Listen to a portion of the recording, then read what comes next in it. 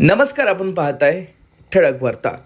सावरोली गावच्या आदिवासी युवकाने प्रतिकूल परिस्थितीवर मात करत MPSC परीक्षेत घवघवीत यश मिळवले. हालाखीची आर्थिक परिस्थिती, सुविधांचा अभाव आणि अनेक अडचणींचा सामना, मात्र यावर मात करत सावरोली गावातील प्रकाश उघडा या आदिवासी युवकाने जिद्द आणि मेहनतीच्या जोरावर MPSC परीक्षा उत्तीर्ण केली. त्याची मुद्रांक निरीक्षक पदावर निवड झाली असून त्याच्या या यशामुळे कुटुंबासह संपूर्ण सावरोली गाव व आदिवासी समाजाची मान अभिमानाने उंचावली. लहानपणापासूनच प्रतिकूल परिस्थितीचा सामना करणाऱ्या प्रकाश उघडा यांनी आपल्या ध्येयापासून कधीही माघार घेतली नाही.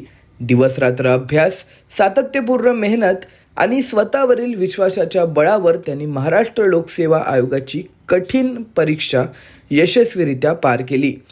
परिस्थिती कितीही कठीण असली तरी जिद्द आणि मेहनतीच्या जोरावर यश मिळवता येते, हे प्रकाश उघडा यांनी आपल्या कर्तृत्वातून सिद्ध करून दाखवले. त्याच्या यशाबद्दल सोनवली गावचे पोलीस पाटील सुधाकर जाधव यांनी अभिनंदन करत पुढील वाटचालीसाठी शुभेच्छा दिल्या. प्रकाश उघडा यांचा संघर्ष आणि त्यांनी मिळवलेले हे यश आज सावरोलीतील तसेच आदिवासी समाजातील अनेक तरुणांसाठी प्रेरणादायी ठरणार आहे. संघर्षातून घडलेलं यश, जिद्दीने गाठलेलं ध्येय आणि सावरोली गावच्या भूमिपुत्राने लिहिलेली प्रेरणेची ही नवी कहाणी. प्रतिनिधी अनिकेत सोनावणेसह राहुल साळवे, ठळक वार्ता, सावरोली. यश, जिद्द, परिश्रम आणि चिकाटीच्या जोरावर तुम्ही जगातलं कुठलंही यश गाठू शकता. होय, हे मी नाही म्हणते, हे सावरोली गावातल्या एका युवकाने जे आहे ते सिद्ध केलेलं आहे. खरं तर या गावात जर तुम्ही याल तर इकडची अवस्था जर पाहिली तर अतिशय दयनीय आहे. परंतु सावरोली गावाचं नाव जे आहे ते रोशन केलंय एका युवकाने. त्यानं थेट मुद्रांक निरीक्षक पदी जे आहे त्याची निवड झालेली आहे.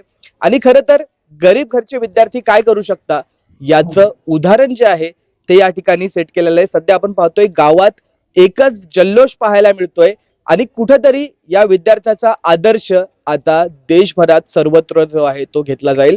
एकंदरीतच कसा हा संघर्ष होता, कशी ही लढाई होती आणि यश मिळाल्यानंतरची प्रतिक्रिया आज आपण या ठळक वार्ताच्या माध्यमातून आपण जाणून घेणार आहोत. नमस्कार, मी अनिकेत. ठळक वार्तामध्ये आपले सर्वांचे स्वागत आहे. दादा, खरं तर तुझं खूप अभिनंदन. एकंदरीत काय सांगशील? गेल्या अनेक वर्षांचा संघर्ष, लोकांना यश दिसतं पण त्यामागची जी मेहनत असते, त्यामागचा जो संघर्ष असतो तो दिसत नाही. कशी होती ही लढाई तुझी? हे यश फक्त माझ्या एकट्यासाठीच नाही, पूर्ण गावासाठी आहे असं मी म्हणेन. कारण मी रिझल्ट माझा आला पण माझा सपोर्ट सगळ्यांनीच केलाय. माझ्या फॅमिलीने असो किंवा मित्रांनी असो, सगळ्यांनीच सपोर्ट केलाय. आणि बाकीच्यांनी पण असं अभ्यास करायला पाहिजे, स्पर्धा परीक्षेचा अभ्यास करायला पाहिजे. डॉक्टर बाबासाहेब आंबेडकर, महात्मा फुले, सावित्रीबाई फुले, शिवाजी महाराज, छत्रपती शिवाजी महाराज यांच्याकडून आदर्श घेऊन पुढे आपण शिक्षणात पुढे गेले पाहिजे. नक्कीच. एकंदरीत काय सांगशील? अनेक असे तरुण आहेत, अनेक असे विद्यार्थी आहेत जे MPSC स्पर्धा परीक्षेची तयारी करत असतात, परंतु फर्स्ट अटेम्प्ट मध्ये ते पास होत नाही किंवा अनेक अशा परीक्षा देऊन देखील ते खचून जातात. त्या विद्यार्थ्यांसाठी तू एक आदर्श आहे. तू काय सांगशील, कशा प्रकारची ही तयारी केली होती? किती तास तू अभ्यास करायचा रोज? नक्कीच MPSC कठीण परीक्षा आहे, त्याच्यामुळे काय ते पहिल्याच प्रयत्नात होत नाही. अनेक वेळा आपण नापास होतोय, घरच्यांचं प्रेशर असतंय किंवा इतर गोष्टींचं असतंय प्रेशर. त्याच्यामुळे पेशन्स तर ठेवावेच लागतात थोडेफार. कसा अभ्यास केला होता? कारण पाहतोय आपण गावातली परिस्थिती अगदी हालाकीची आहे. अशामध्ये अभ्यास करून घर चालवणं आणि एकंदरीतच स्वतःला सिद्ध करणं किती आव्हानात्मक होतं तुझ्या स्वतःसाठी? मी पुण्याला गेलो होतो. TRTI मार्फत एक बॅच होती सावित्रीबाई फुले पुणे विद्यापीठात. तिथे मला मार्गदर्शन मिळालं. स्पर्धा परीक्षा केंद्र म्हणून आहे सावित्रीबाई फुले पुणे विद्यापीठात. तिथं मार्गदर्शन मिळाले मला आणि घरच्यांनी सुद्धा सपोर्ट केला त्यावेळेस. त्याच्यामुळे हे शक्य झालं. नक्कीच. एकंदरीतच काय सांगशील, हे यशाचं श्रेय जे आहे तो कुणाला देशील? हे माझ्याच नाही, फक्त सगळ्यांचेच आहे. पूर्ण गावाचं आहे, माझ्या घरच्यांचं आहे, मित्रांचं आहे आणि असे अनेक जण आहेत ज्यांनी मला सपोर्ट केला. ज्यावेळेस मला काही समजत नव्हतं की पुढे काय करायचं, माझ्याकडे पैसे नव्हते. सर्वात मोठा प्रॉब्लेम होता, पैसा नव्हता. त्यामुळे मित्रांनी मला पैसे पण दिले असं, आणि घरच्यांचा खूप सपोर्ट केला. नक्कीच. एकंदरीतच आई वडील आपल्यासोबत आहेत, आपण त्यांच्या देखील प्रतिक्रिया जाणून घेऊया. चेहऱ्यावरती आनंद जरी असला तरी डोळ्यात मात्र अश्रू आहे, कारण हे आनंदाचे अश्रू आहे. आपल्या मुलांनी काहीतरी करून दाखवलं या गावासाठी, या शहरासाठी, या देशासाठी, याचा सार्थ अभिमान आहे. बाबा काय सांगाल, मुलांनी नाव जे आहे ते आता रोशन केलेलं आहे, काय भावना आहे? बोला बोला बोला बोला कसं वाटतंय, काय वाटतं? मला चांगलं वाटतं, म्हणजे आनंद वाटतो. आनंद वाटतो. आई काय सांगाल, कसं वाटतं, आनंद झालाय? आनंद झाला, चांगला वाटतो. चांगलं वाटतं. एकंदरीतच पाहतो आपण या ग्रामस्थांची प्रतिक्रिया ज्या आहेत त्या आपण घेण्याचा प्रयत्न करूयात. दादा काय सांगाल, एक होतकरू विद्यार्थी आज देशाचं नाव लौकिक करणारे, काय भावना आहे? सर्वप्रथम मी त्याचा खूप आभार व्यक्त करेल आणि अभिनंदन देईल किंवा त्याच्या यशामागे त्याच्या आई वडिलांचं पण खूप मोठा प्राधान्य आहे. का मुलाला शिक्षण देणंच नाही, त्याच्या वाटचालीकडे पण त्याच्या ज्या आर्थिक हालाकीनी हा शिक्षण घेणे म्हणजे चांगल्यांची पण परिस्थितीत असून सुद्धा घेता येत नाही. त्यांनी ते आपल्या गावाचं तर नाव लौकिक केलंय, आपल्या तालुक्याचं, आपल्या जिल्ह्याचाही केलाय. मी एवढंच बोलू शकतो की त्याच्या ह्या वाटचालीकडे बघून अनेक विद्यार्थी आहेत, अनेक ही तशी नवतरुण पिढी आहे, त्याचं कुठेतरी आपल्या गावात आपल्या शिक्षणाकडे लक्ष देऊन अशीच पुढे सगळ्यांनी वाटचाल करावी आणि आपल्या गावाचं नाव रोशन करावं. नक्की. एकंदरीतच जल्लोष जो आहे तो आपल्याला या ठिकाणी पाहायला मिळतोय. बोलता हा एकंदरीत पाहतोय सुधाकरजी जाधव स्वतः या ठिकाणी शुभेच्छा देण्यासाठी आलेत. आपण त्यांच्या देखील प्रतिक्रिया घेऊयात. खरं तर शिक्षणाचं नाव जे आहे ते आता कुठेतरी लौकिक केलंय, गावाचं नाव लौकिक केलंय. बाबासाहेबांनी सांगितलं होतं शिका, संघटित व्हा, संघर्ष करा. तोच मूलमंत्र आता या विद्यार्थ्यांनी आजमावलाय. कशा प्रकारे शुभेच्छा? जे डॉक्टर बाबासाहेब आंबेडकरांनी क्रांतीबा ज्योतिबा फुलेंनी शिक्षणाचं महत्व दिला. शिक्षण हे वाघिणीचं दूध आहे आणि ते गुरगुरल्याशिवाय राहत नाही. या ठिकाणी आमचा प्रकाश, ज्यावेळी आम्ही तो लहानपणापासून त्याला मी बघतोय, एकदम शांत स्वभावाचा मुलगा, आणि ज्यावेळी तो शिक्षण घेत असतो त्याची वारंवार माझी भेट होत होती आणि जे त्याचं बघत होतो का हा असणारा मुलगा, शांत असणारा मुलगा ज्यावेळी शिक्षण घेतो आणि आज बघतोय तो गुरुगुरू लागलेला आहे. आज ते बाहेर नका गुरु होणारा पोरगा माझा साहेब झाला, आज साहेब झाला. सर्व या परिसराला आम्हा सर्व त्याचा अभिमान आहे आणि पुढील तो चांगल्या पद्धतीचा कारकिर्दी घडविल अशी त्याला मी शुभेच्छा देतो. नक्की. एकंदरीतच पाहतो आपण की सध्या सावरोली गावामध्ये जो आहे तो एक आनंद उत्सव जो आहे तो साजरा होताना पाहायला मिळतोय. अनेक गावकरी आहेत, आपण त्यांच्या प्रतिक्रिया, कारण हा अभिमान फक्त यांच्या कुटुंबाचा नाही, हा अभिमान संपूर्ण गावकऱ्यांचा आहे. कारण याच गावामध्ये तो लहानाचा मोठा झाला. त्यामुळे आपण प्रतिक्रिया ज्या आहेत त्या. बाबा काय सांगाल, एक आपल्या गावातला युवक आज चांगलं काम करतोय, काय भावना आहे? फारच छान आहे, खूप आनंद होतोय मला पण.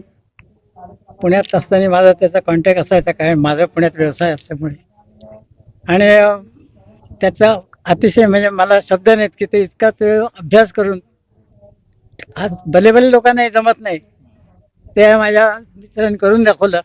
त्याच्याबद्दल मला अभिमान आहे. आणि सावरोलीकरांचं एक नाव त्याच्यामुळे असं झालं की लोकांमुळे आता पुढे आलं की ह्या मुलामुळे, ह्याने शिकल्यामुळे ह्या सगळ्यांना त्याच्या प्रेरणा मिळेल असं मला वाटतं. आणि या पद्धतीने त्याने अशा तऱ्हेने पुढेही तसंच आपलं जीवनक्रम ठेवावा. आपण देखील शुभेच्छा दिल्यात. एकंदरीत काय भावना असते जेव्हा एक विद्यार्थी तळागाळातून येऊन उंच शिखर जेव्हा गाठतो?